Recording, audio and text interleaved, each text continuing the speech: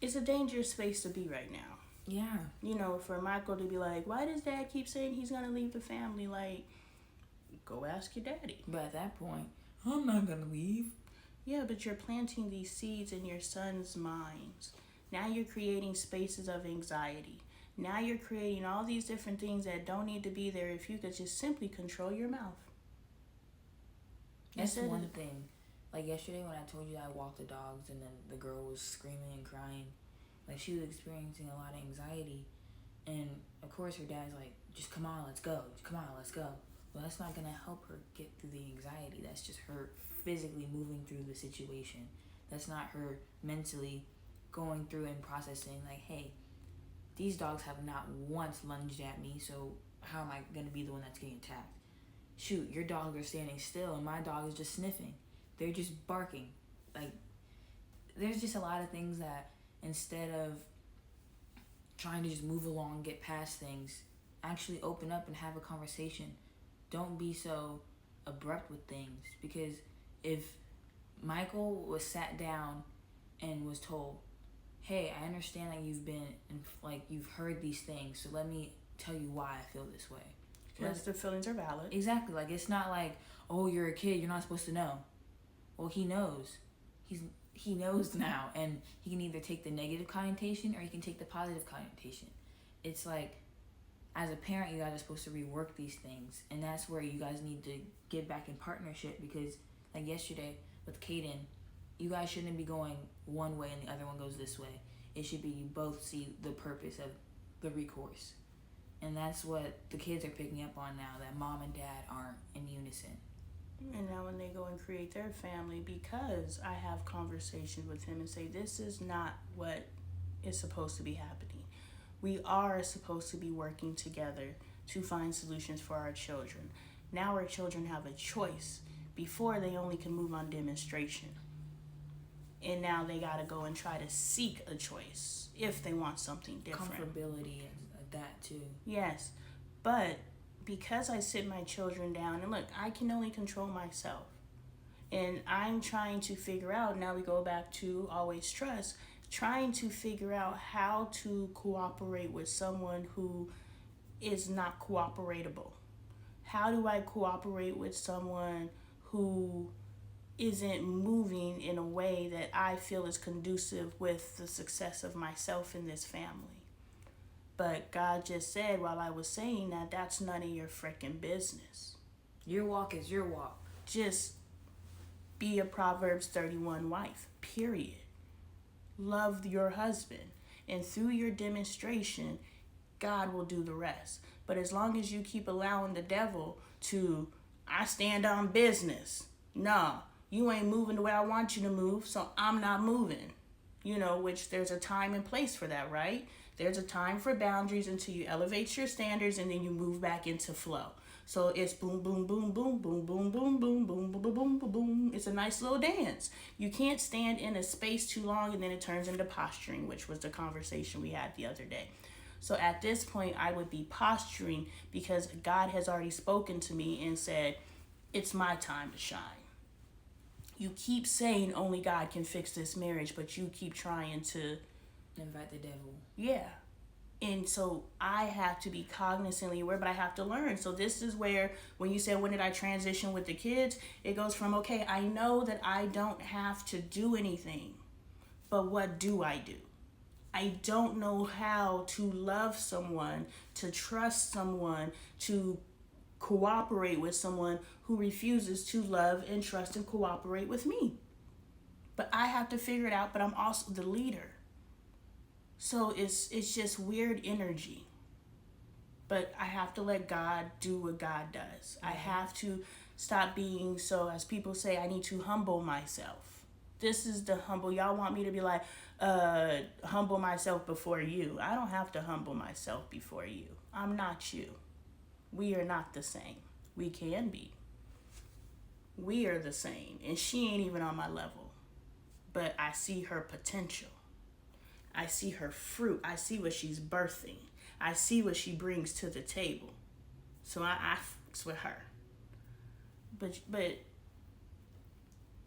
I'll humble myself before God. which means shut your mouth, stop throwing your energy around, and play your position as a wife. You want this marriage, become a wife. You ain't ever been a wife. You've been married. Figure out how to be a wife. That is such a, like, that's the one thing is that, like, time is, like, the variable that people take for granted. Because people be like, oh, it took a month. I'm back to my old ways because I did it for a month. And, like, ooh, I'm thinking about myself right now. Because I took a break from smoking weed for a month. And then when I didn't get the opportunity I wanted, I was like, well. Self-destructive behavior. So it was more of, like, and at that point, it's just, like, I just wasn't too invested in myself to think of what was at stake. But then, in reality, God needs more than just 1 month.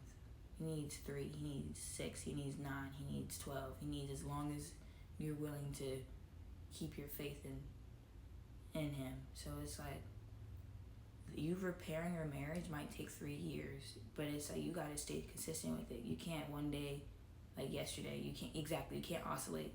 You gotta pick and stick. That's it. But it's as far as the trust goes. So we gonna ride this. This is present awareness. This can alter. Because pick and stick can also now create a space where he feels his behaviors are okay. Which God will then call me to, okay, here's your next move. Exactly. But we can't stay in a move. That's where we ruin things. Just like the not working. I was not working to learn how to trust God for provision.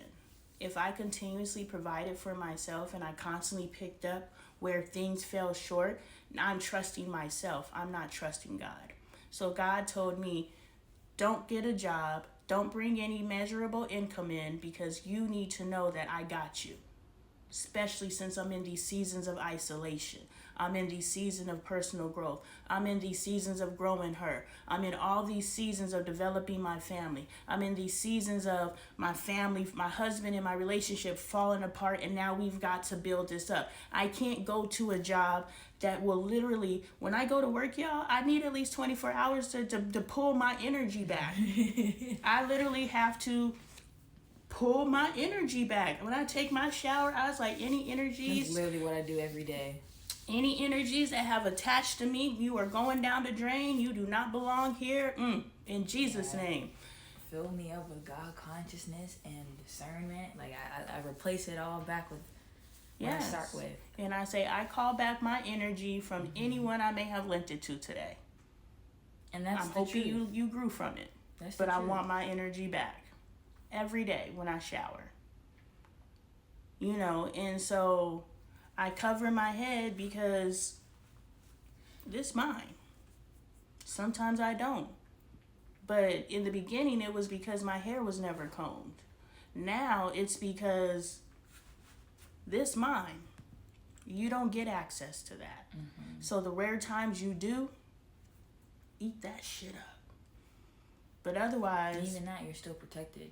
It's more of a mental thing. Yeah, this is physical world. God got me regardless. That's why last night when I was in the devil's playground watching all them dang videos about vampires and this chick was talking about how she grew up in a satanic cult and they were sacrificing babies and all kinds of stuff. I was just like, and how come you never called the police on your mom and daddy? Like, you were 10 years old and at no point did you say 911. It's manipulation. Think about her parents use the perspective. You don't say what goes on in my house. Well, I'm sure there was some sort of energetic vibration. I believe in energy. I will walk by somebody and they will not see me. I know energy is real, so it could be that they couldn't do it. It's a fine line between God and Satan. And some people say they're the same. I don't know. But what I'm saying is I have seen God block me from the police twice. I've seen it. So who's to say that whatever she had going on in that house, that little girl could never go 911. Next video.